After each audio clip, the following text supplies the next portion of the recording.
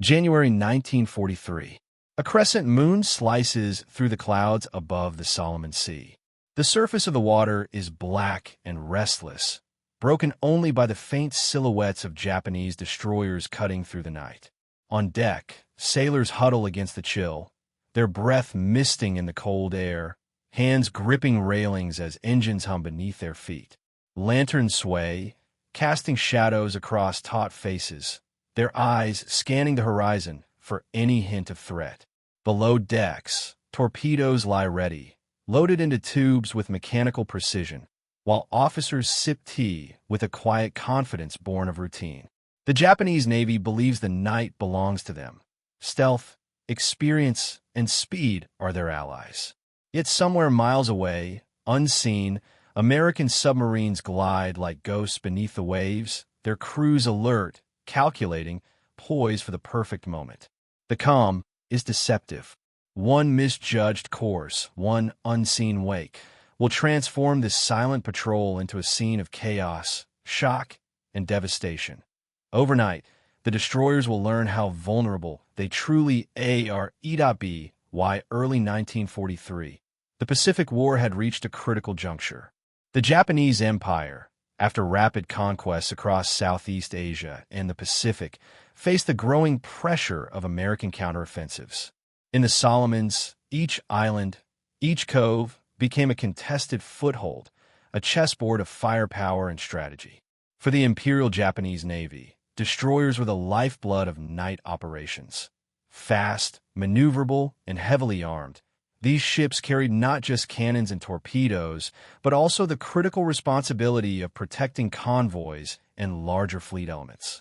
They were expected to sweep the waters, intercept enemy movements, and ensure the uninterrupted flow of supplies to far-flung garrisons. The U.S. Navy, by contrast, had learned painful lessons in the early months of the war. Surface engagements often favored the Japanese. Their night fighting tactics were unmatched, their crews disciplined and trained in maneuvers honed over decades. Yet, the Americans adapted. Submarine warfare emerged as a strategic weapon of attrition. Where surface fleets could be challenged head-on, the stealthy, unseen torpedo attack offered a way to strike without facing the full brunt of Japanese firepower. American engineers had spent years refining the Mark 14 torpedo, correcting depth-keeping errors and improving detonators that had failed catastrophically in earlier deployments. Intelligence played an equally crucial role. Allied codebreakers had begun piecing together Japanese naval communications. Convoy schedules, destroyer routes, and patrol patterns, details once hidden behind encrypted channels, were slowly brought into focus.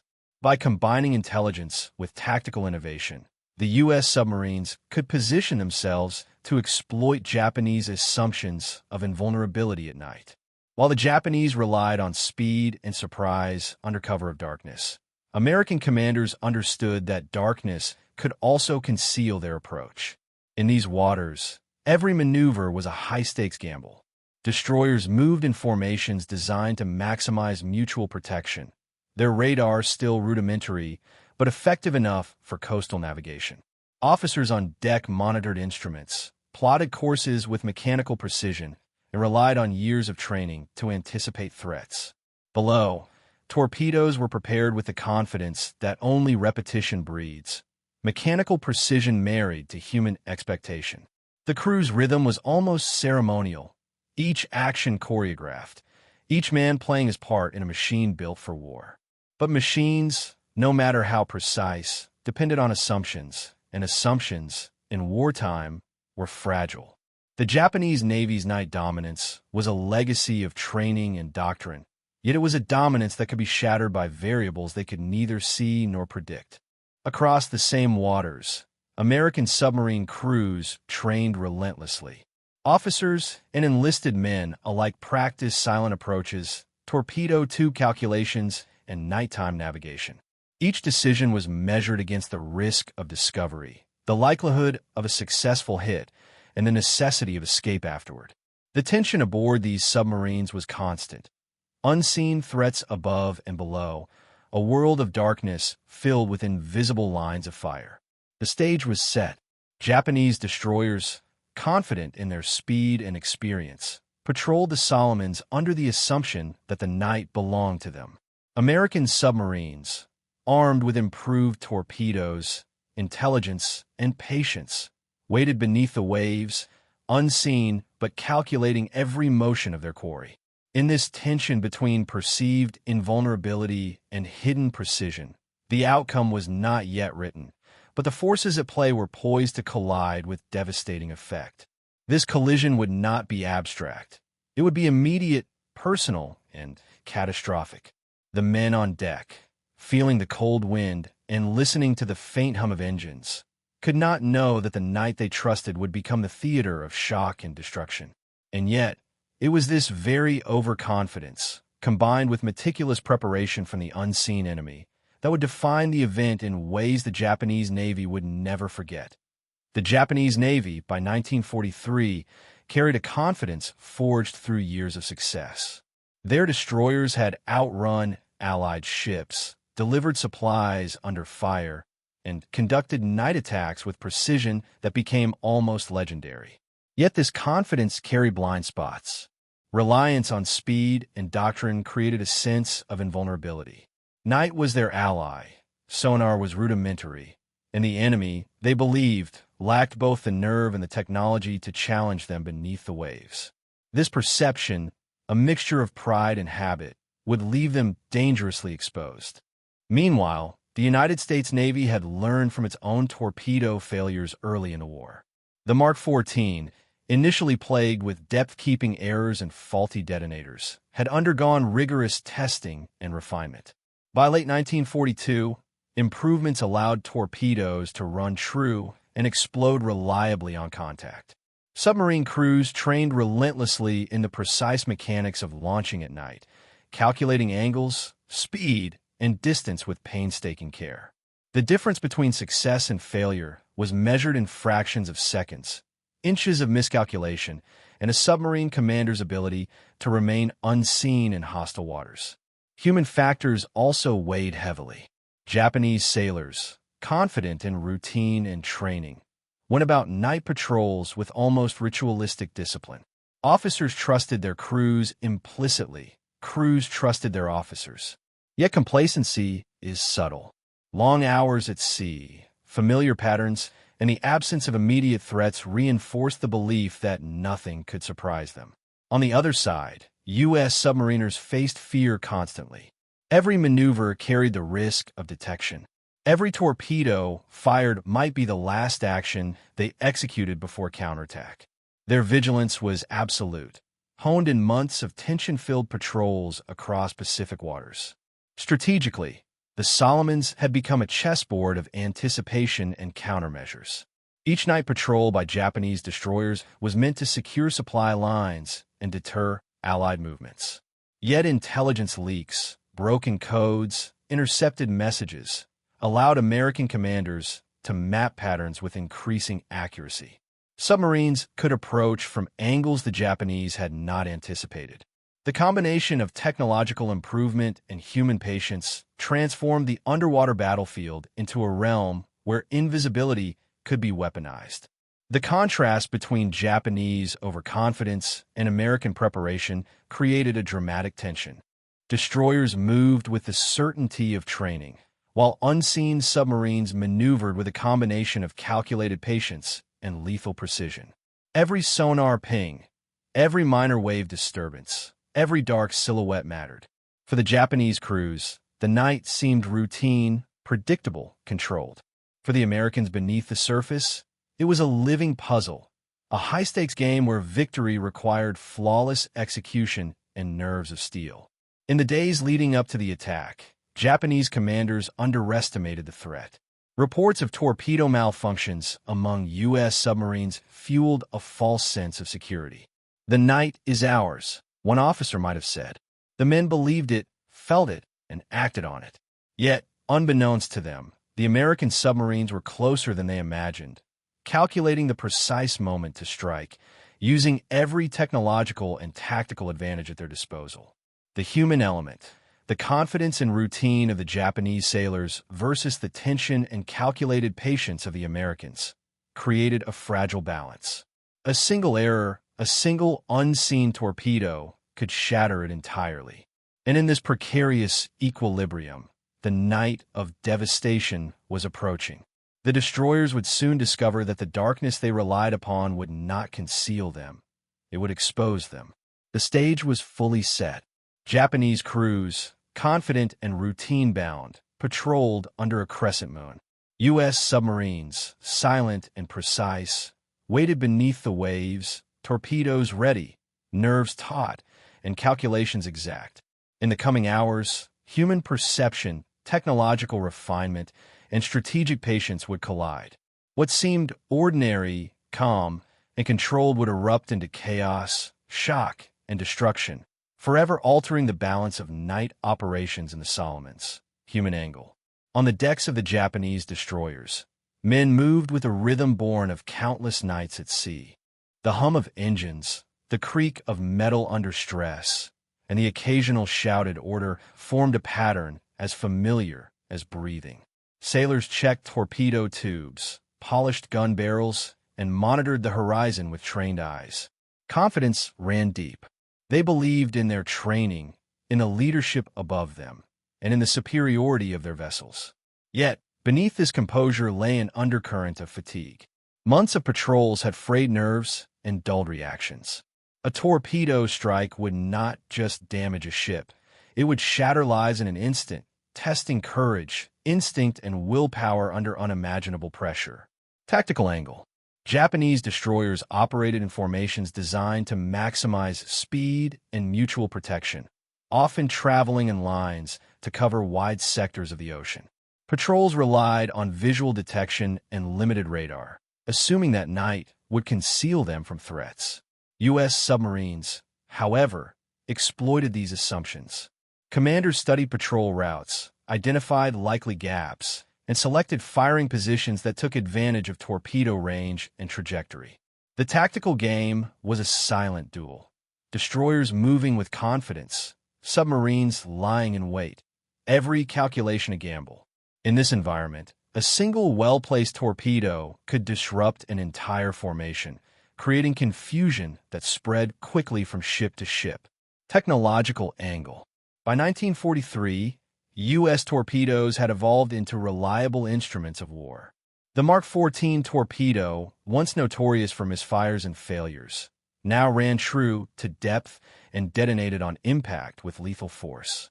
Submarines employed sonar for positioning, while calculations for speed, distance, and angle allowed officers to strike with precision. Japanese destroyers, for all their speed and armament, were vulnerable to these improvements. Their anti-submarine measures, limited sonar and depth charge tactics, offered some protection, but the underwater battlefield was increasingly dominated by American innovation. The clash of old confidence against new technology created a lethal asymmetry, invisible until it erupted in fire and chaos. The interplay of these angles set the stage for the coming assault. Human confidence could not fully compensate for tactical exposure or technological disadvantage. The Japanese relied on patterns and habit, while the Americans exploited every nuance, calculating angles of approach and timing of torpedo salvos to perfection. Every ship, every man, and every mechanical system played a role in the balance between survival and disaster. Leadership angle. Japanese officers carried the weight of expectations and tradition. Commanders on destroyers relied on doctrine developed over decades, emphasizing speed, surprise, and disciplined formations. Decisions were made with confidence, informed by experience and a rigid understanding of the night as their ally. Yet confidence can blind even the most capable leaders. Assumptions about enemy weakness and torpedo unreliability led to decisions that, in hindsight, underestimated the unseen threat beneath the waves. Every course plotted, every maneuver executed, was done with precision, but precision alone could not compensate for the evolving nature of submarine warfare. Leadership, once a guarantee of control, would prove powerless against the unseen hand of technology and patience. Enemy angle. Across the Solomons, U.S. submarine crews experienced a very different reality. Officers and sailors alike operated under constant tension. The slightest miscalculation could mean death, exposure, or failure. Each vessel prowled beneath the waves, silent and calculated, using improved torpedoes and intelligence reports to anticipate Japanese movements. For these men, the night was a weapon, not a shield. They measured distance, speed, and angle meticulously, tracking destroyers through darkness with an almost surgical precision. In the quiet moments before an attack, submariners felt the paradox of power and vulnerability. The ocean was their ally, yet also a potential trap. Their success would hinge not only on mechanical reliability, but on nerve, timing, and a disciplined understanding of human psychology. Moral barra diagonal, sai que l'agi que l'angel. For Japanese sailors, the night offered a sense of security that bordered on hubris. They trusted their speed, training, and formations. Yet beneath the calm, an unrecognized vulnerability festered. When the first torpedoes struck, the psychological impact was immediate and devastating.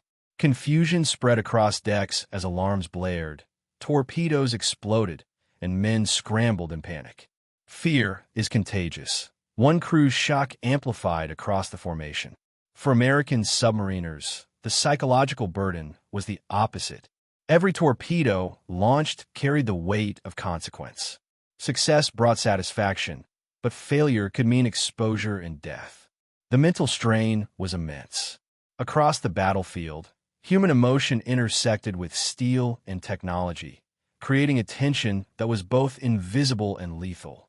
The convergence of these angles, the human, tactical, technological, leadership, enemy, and psychological, defined the event in ways simple reports could never capture.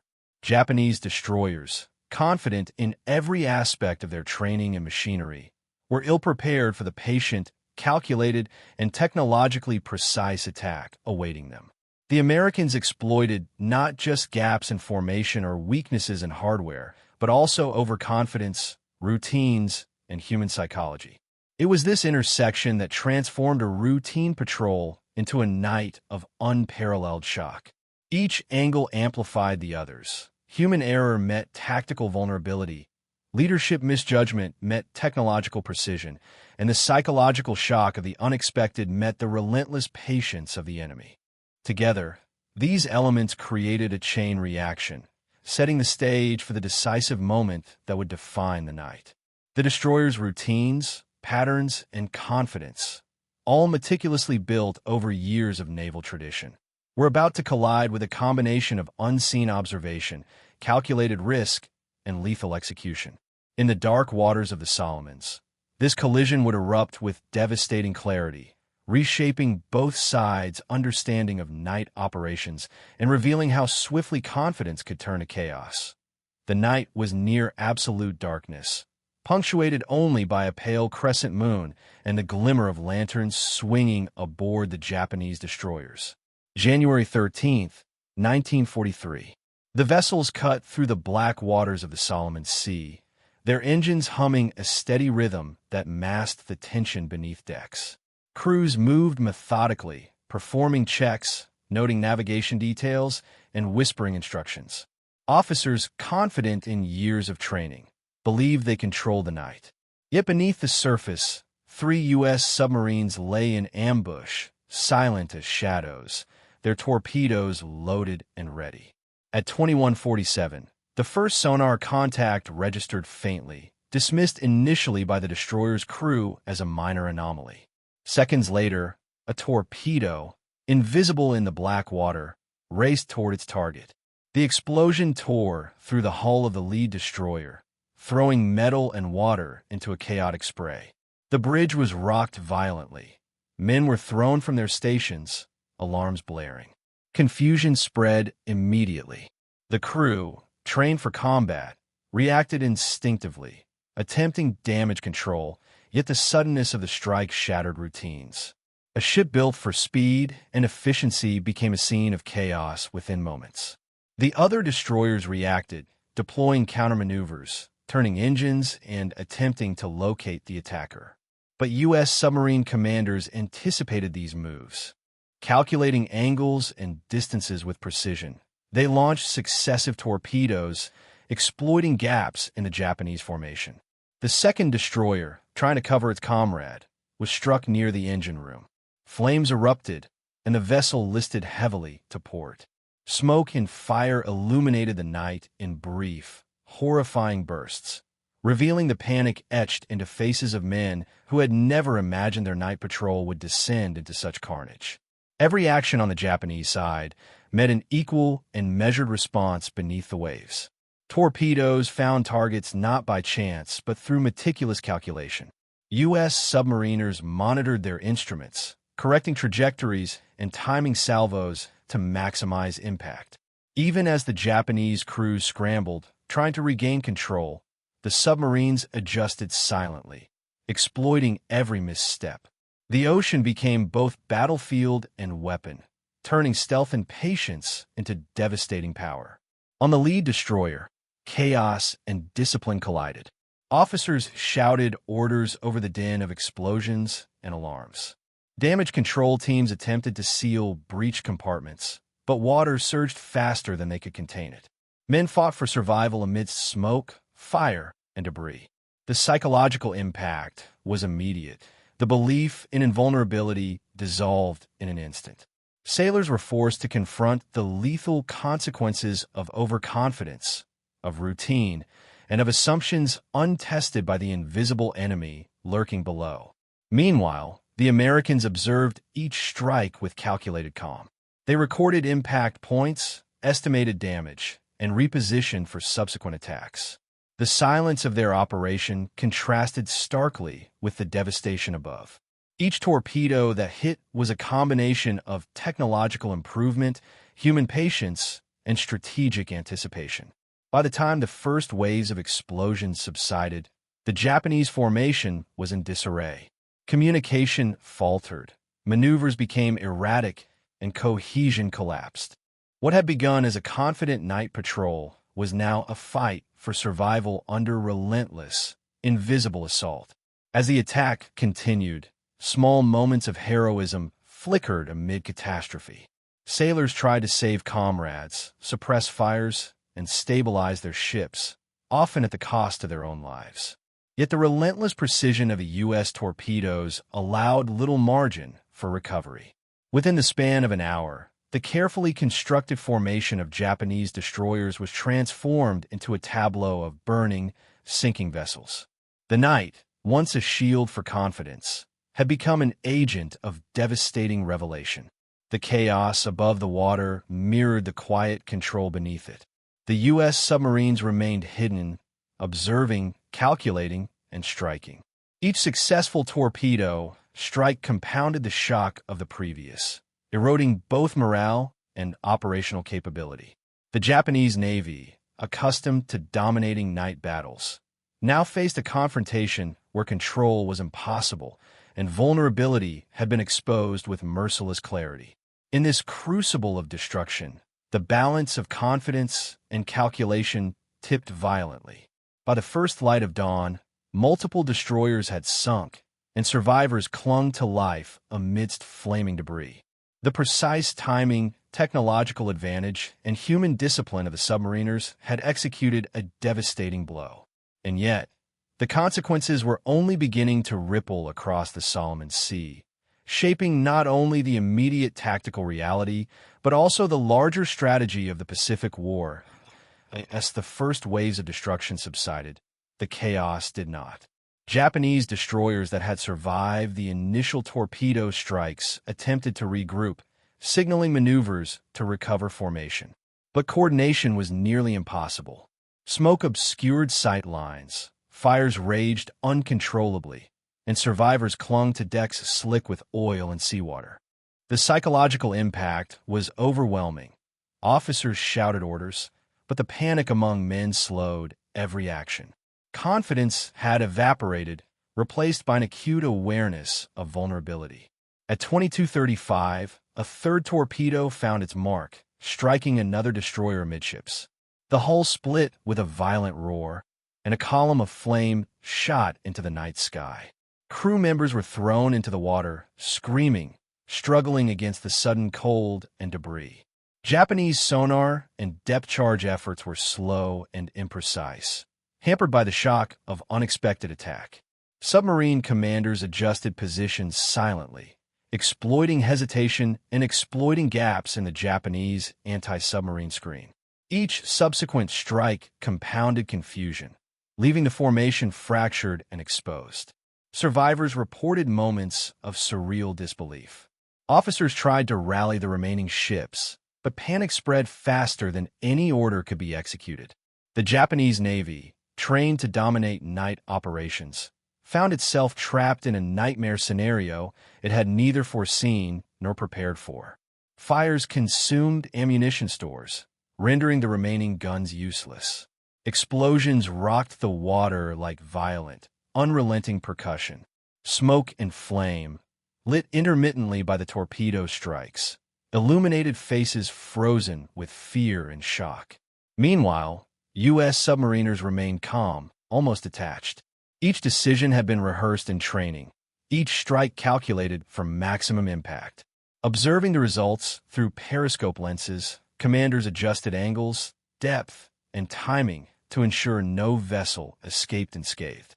There was no panic below the surface, only meticulous execution of a plan crafted to exploit both the technological superiority of torpedoes and the human vulnerabilities of overconfident crews.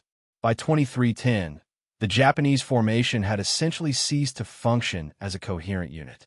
Fires raged on multiple destroyers, some listing dangerously or already settling into the sea. The remaining vessels moved erratically, trying to evade invisible threats, but every maneuver was anticipated and countered by the Americans beneath the waves. The torpedo attacks, executed with clinical precision, left the Japanese Navy exposed, stunned, and reeling. What had begun as a patrol, routine and confident, now resembled a scene of sudden devastation, shock, and human suffering on a scale that few had imagined possible. The night drew toward dawn, yet the horror persisted. By 0:15, several destroyers had sunk entirely, leaving only isolated flares of fire and debris on the surface. Survivors huddled on lifeboats or clinging to floating wreckage, witnessing the result of a precise, unrelenting assault.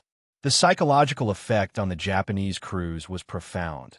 Their confidence shattered, their sense of invincibility exposed as a dangerous illusion. For the American submariners, the mission's success was total. Every torpedo fired had found its target, and the night patrol that was meant to project dominance had instead become a lesson in vulnerability. This operation did more than sink ships. It demonstrated a fundamental shift in naval warfare. The battle beneath the waves proved that night was no longer the exclusive domain of the Japanese Navy. Technology, patience, and tactical foresight had created an advantage that human overconfidence could not overcome. For the survivors, the horror was immediate and tangible. For historians and strategists, the lesson would echo far beyond this single night. Assumptions of invulnerability can be fatal, and the silent war beneath the waves had arrived as a decisive force. As the first hints of dawn touched the horizon, the remaining Japanese destroyers struggled to return to port. Fires still burned, decks were littered with debris, and the crew's morale was irrevocably shaken. The U.S. submarines slipped away beneath the waves, unseen, leaving a scene of chaos and loss that would forever mark the Solomons campaign. The night patrols, once a symbol of Japanese confidence and tactical mastery, had been rendered almost meaningless by the precision, patience, and determination of the American undersea fleet. The devastation of that night did not end with sinking ships. It set in motion consequences that would ripple through strategy, morale, and tactical doctrine. The Japanese Navy, stunned and shaken, would be forced to re-evaluate night operations, destroyer deployments, and assumptions about the safety of their vessels.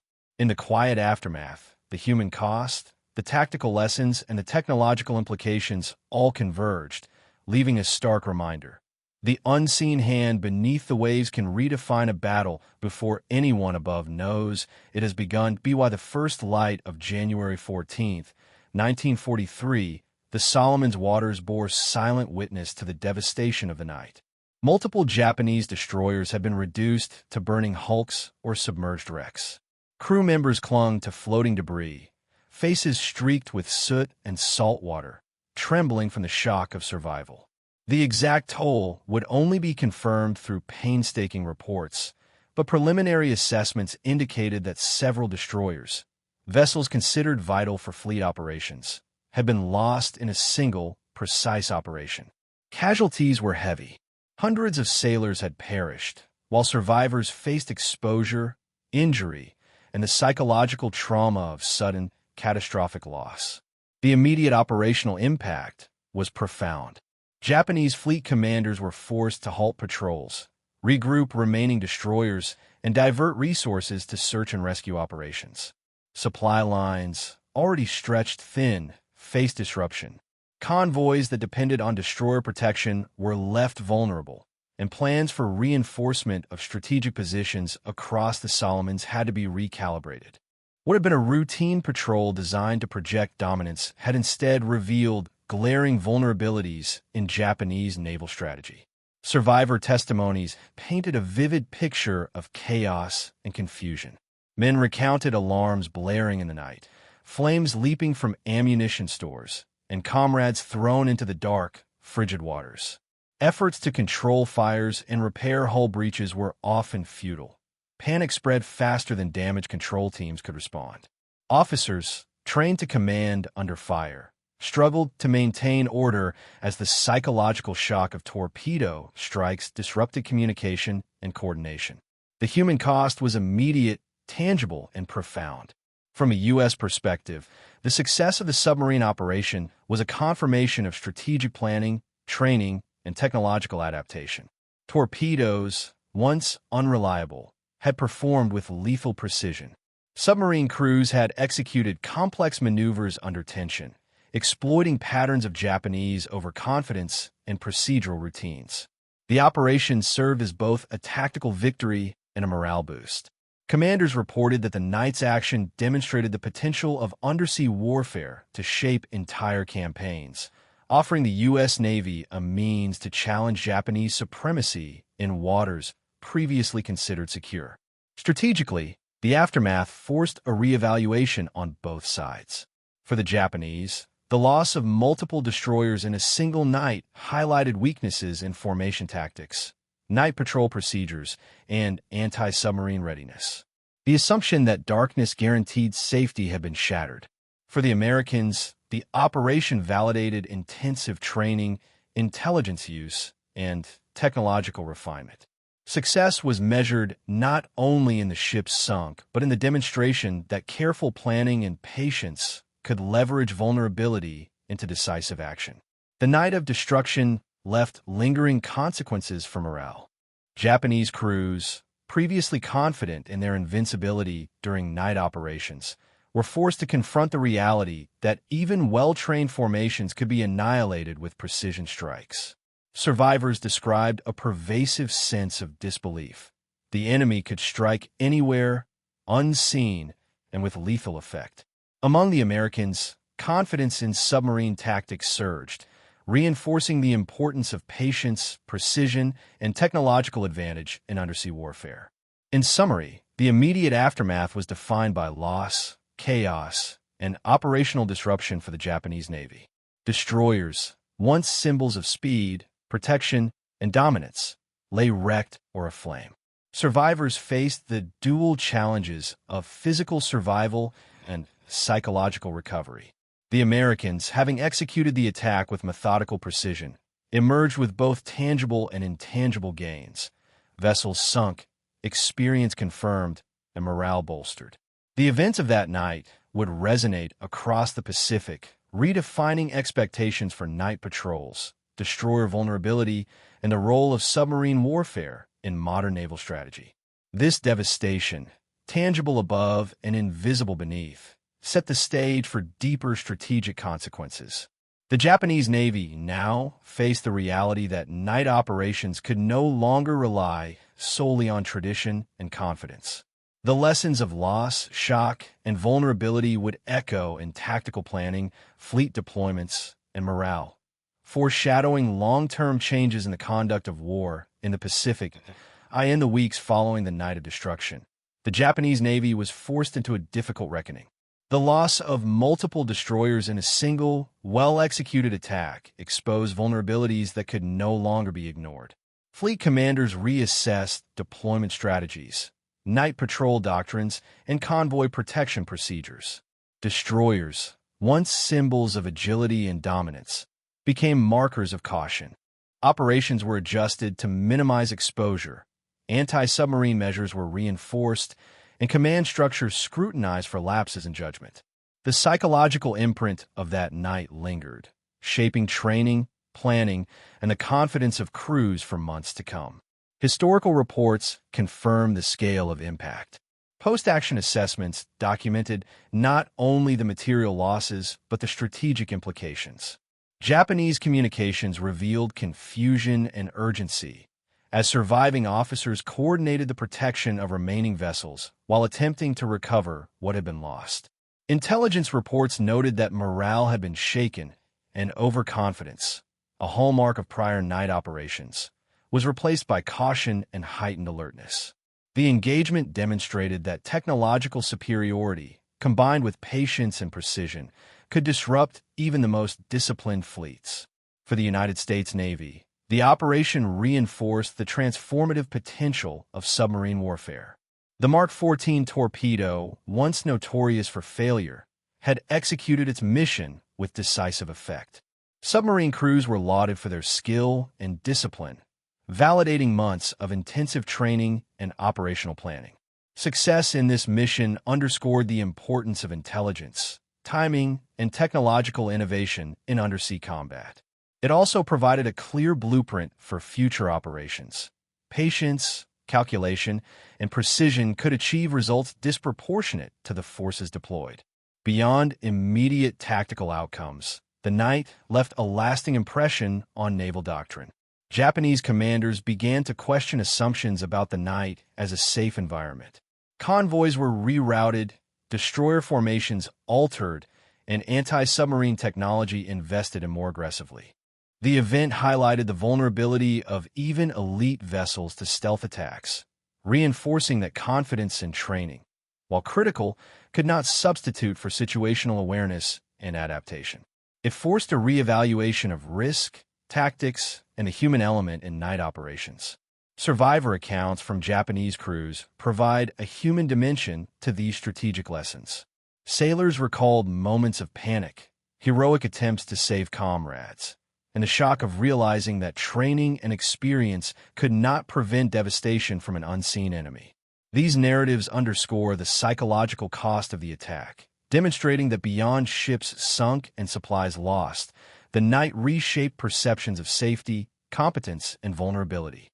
For American submariners, conversely, the operation validated discipline and risk management under pressure, reinforcing confidence in tactics that leveraged stealth, intelligence, and technological advantage. In historical hindsight, this engagement became a case study in asymmetric naval warfare. A few submarines, operating unseen, had decisively altered the balance of power in a key theater. Japanese assumptions of invincibility were shattered, and the event became a catalyst for operational adaptation.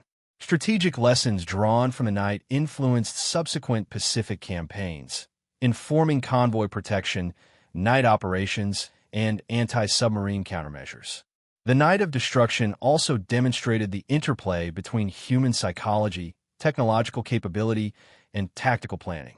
Japanese overconfidence met American precision. Routine clashed with patient calculation. Morale was tested against lethal stealth. The result was not merely the sinking of ships, but a profound recalibration of strategy, doctrine, and operational mindset. The psychological, tactical, and technological repercussions would resonate through the remainder of the Solomons campaign and beyond. As the Solomons fell into relative quiet, the waters carried both wreckage and lessons. Destroyers were rebuilt or replaced, strategies revised, and doctrines re-examined. The American success underscored the lethal potential of submarines as force multipliers, while the Japanese Navy confronted the limits of tradition, training, and overconfidence. In this convergence of human, technological, and strategic factors, history recorded a night that changed more than ships. It changed perspectives, tactics, and the very calculus of naval warfare in the Pacific. The night when Japanese destroyers were shocked by unseen U.S. torpedoes stands as more than a story of ships sunk or sailors lost. It illustrates the fragile balance between confidence and vulnerability, between routine and adaptation. The Imperial Japanese Navy, trained, disciplined, and experienced, assumed control over darkness itself. Yet their assumptions collided with patience, intelligence, and technological precision beneath the waves, a combination they could not anticipate. The result was devastating, immediate, and enduring. History often records battles in terms of territory gained or ships destroyed, but the lessons of this night run deeper. It demonstrates that overconfidence, untempered by awareness of evolving threats, can turn advantage into catastrophe. It shows how technology, when paired with disciplined execution, can magnify human and strategic effects far beyond the scale of immediate forces. It also reveals the human cost, the shock, fear, and trauma that accompanies sudden, overwhelming loss, as well as the courage of those who respond instinctively under chaos. Strategically, the event reshaped naval thought. The Japanese Navy learned that night was no longer a sanctuary, that the ocean's unseen depths could conceal lethal power.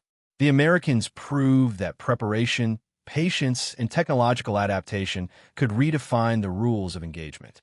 This clash of perception and reality echoes in the broader study of warfare. Success depends not solely on numbers, training, or tradition, but on the ability to anticipate, adapt, and execute under uncertainty.